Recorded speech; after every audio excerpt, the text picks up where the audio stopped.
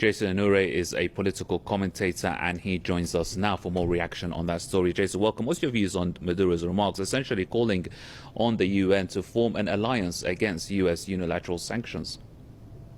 Well, frankly, I think that it's very much a necessary measure for many of the countries around the world that are attempting to navigate the climate that they find themselves in, with the U.S. punishing anybody who dares simply not bow to their interests. If you look at every single one of these countries that are currently facing these very unjust sanctions, are countries that have defied U.S. will. They are countries who refuse to become essentially colonies of the United States. They are victims of outright imperialism.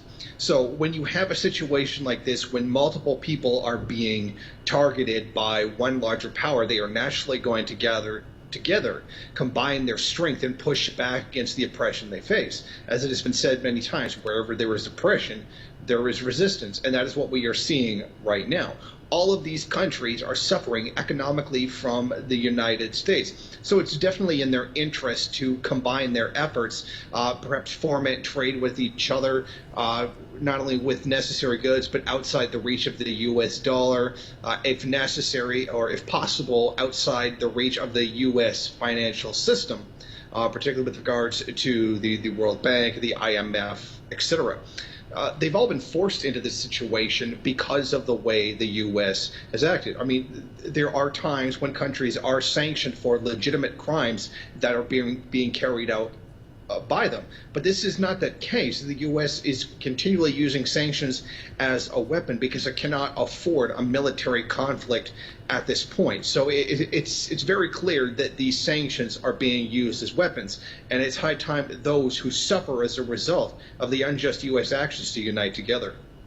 And Jason, in the minute or two that we have left, the Venezuelan leaders also referred or labeled the U.S. as the biggest threat to the world. How accurate a description is that? I think that's very accurate. It fits the United States to a T. It is the United States that has completely stomped across the entire world, invading country after country, sanctioning country after country, blocking many of them from receiving very necessary aid for COVID-19. And not even just aid, just the basic right to purchase medical equipment, technology, supplies, etc., to deal with the ongoing global pandemic. It is the United States that has been taking these harsh actions against other countries. Is it Iran, Cuba, Venezuela, etc., that have been sanctioning the U.S.? Are they the ones threatening the U.S. with military intervention? No, it has been completely the actions of the U.S. that have been aggressive towards others. To call other countries a threat is nonsense. It's very clear that the warmongering here is coming from the United States, and they are a threat to world peace. Okay, Jason, thank you very much indeed for your contribution there. Jason Unruhe, political commentator, joining us out of Ontario.